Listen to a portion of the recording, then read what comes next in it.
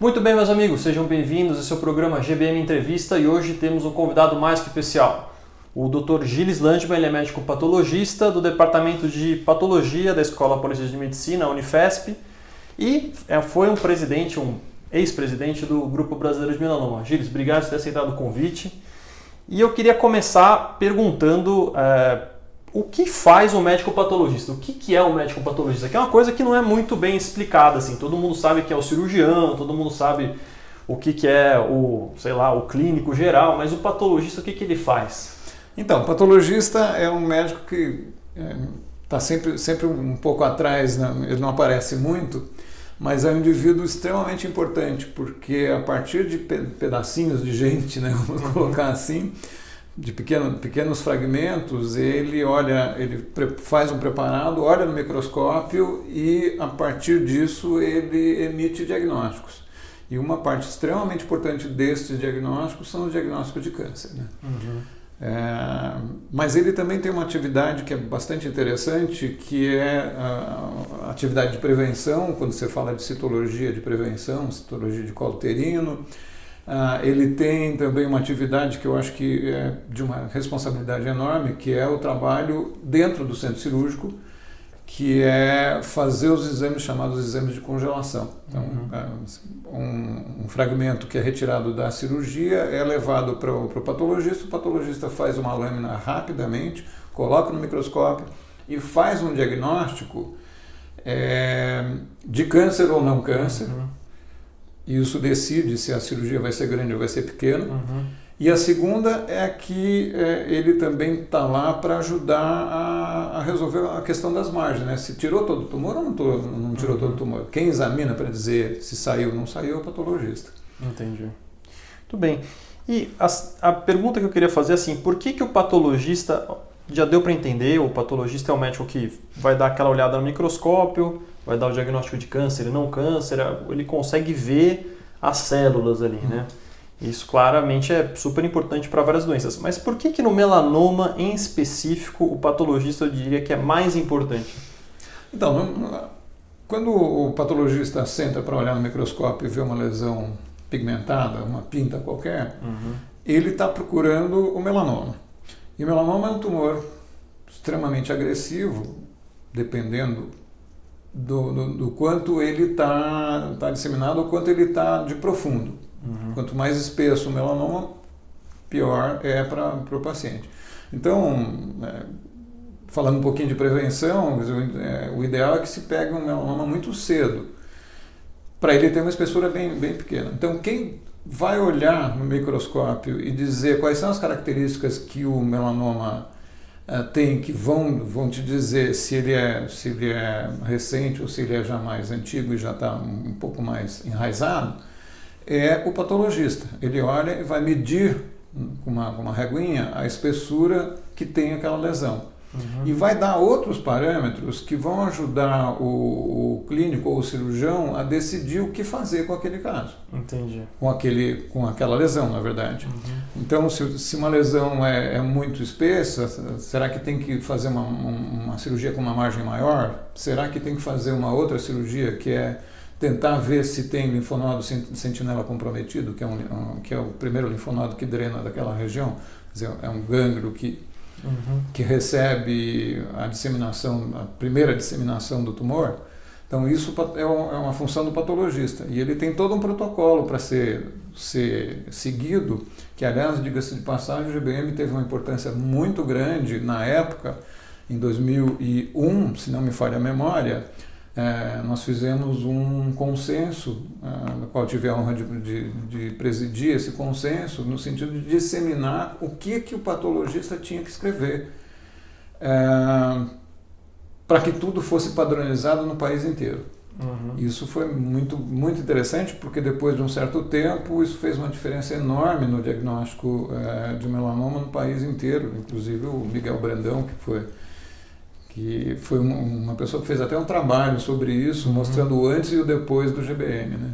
Entendi. Que foi muito interessante. Legal. Então, baseado no que vocês falam, o cirurgião vai fazer X ou Y. Exatamente. Entendi. Bom, então tá fundamental. E a última pergunta que eu queria fazer é a seguinte, não tem a ver com melanoma agora, é uma coisa que você até já cantou a bola aí, que é o exame de congelação intraoperatório, né? O cirurgião está tirando geralmente um vaso celular, um espino celular numa região nobre, na pálpebra, no nariz, na orelha, e ele tem que saber ali na hora se tira mais ou não. Mas tirar mais significa tirar um pedaço a mais da pálpebra, do nariz. E essa resposta tem que ser meio rápida, né? Geralmente o cirurgião é um cara impaciente, quer saber rápido e com 100% de certeza. E o patologista é a pessoa que dá essa resposta, né? Como é que funciona essa parte?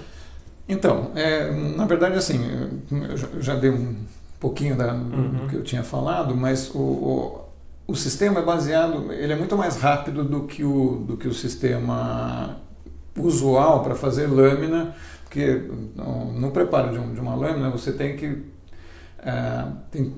toda uma sequência de passagens em banhos de álcool, de xilol, tem que embeber em parafina, tem que fazer um bloco de parafina, esse bloco de parafina é cortado, tem que fazer o corte, que é tipo uma máquina de salame, né? Você tem que fazer de uma espessura muito fina e depois fazer uma coloração e depois levar para o microscópio fazer isso. A lâmina é aquele negocinho aquele que vidrinho, aquele vidrinho que você coloca no microscópio, que lá tem um corte. E esse corte tem que ser corado para poder olhar no microscópio e ver característica do núcleo da célula e do citoplasma da célula. Ou seja, fica rosa e roxo. O roxo é o núcleo, o rosa é o citoplasma e assim a gente consegue distinguir o que tem aquela célula. Bom, todo esse processamento feito fora da congelação no processo normal, ele leva em torno aí de 12 a 14 horas para ser feito. No exame de congelação, você tem 15 minutos para resolver isso. Ou seja, você tem que ter um método mais rápido para fazer isso, que é através de você colocar o tecido dentro de uma geladeirazinha, vamos colocar assim, e essa geladeira congela imediatamente o tecido e torna ele duro. Isso facilita para que você depois coloque naquele cortador de salame, né, chama micrótomo, né, e corte uma lâmina bem fininha. O patologista vai ter que olhar o que foi mandado para o cirurgião, pelo cirurgião, e dizer, bom, eu tenho que cortar de um jeito que eu enxergue onde é que está a margem do tecido que interessa para dizer, olha, aqui não tem tumor ou aqui tem tumor. E isso é resolvido em 15 minutos, ou 10 minutos, e não tem, ou tem. Se tiver, o cirurgião vai tirar um pouquinho mais, eu vou ter que olhar de novo. Então isso é relativamente trabalhoso, especialmente nessas regiões mais nobres, em que uma interpretação errada, um corte errado, pode levar o cirurgião a fazer uma mutilação um pouco... Pode mutilar sem precisar, na verdade. Né? Então, eu acho que isso é importante, que é uma função específica e o cirurgião tem que confiar no patologista, como o patologista tem que confiar que o cirurgião deu a informação adequada. Né? É muita responsabilidade, pouco reconhecimento. Mas ainda bem que o grupo de melanoma reconhece os patologistas. Para te falar a verdade, eu acho que hoje mudou muito, porque a patologia mudou muito a forma de trabalhar e ela entrou numa era que é a era da era molecular. Eu não sei se a gente vai chegar... Não, acho que podemos falar, é interessante falar disso. Não sei se a gente vai chegar nesse ponto, mas o diagnóstico de melanoma mudou muito nesses últimos anos, especialmente com as novas terapias. Né? Então o patologista agora tem uma função também a mais, né? De dizer, olha, isso aqui tem a mutação do gene BRAF, um dos genes lá que estão alterados no melanoma. E isso decide, de uma certa forma, se vai fazer uma terapia X, que é a chamada terapia-alvo, ou vamos ver se tem linfócitos que estão funcionando, PDL1, PD1, que são aqueles marcadores, e se tiver, você vai fazer um tratamento imunoterápico. Então o patologista agora tem uma função até um pouco maior, que é identificar fatores prognósticos e fatores terapêuticos. Né? É mais ou menos que nem o mecânico de avião, né? O passageiro não conhece, nunca vai ver a cara, mas você reza para Deus para ele fazer tudo certinho. É mais ou menos por aí. É, né? Meio importante a função dele. É mais né? ou menos por aí. Né? É isso aí. Muito bem, encerramos por aqui e até o próximo vídeo. Tchau!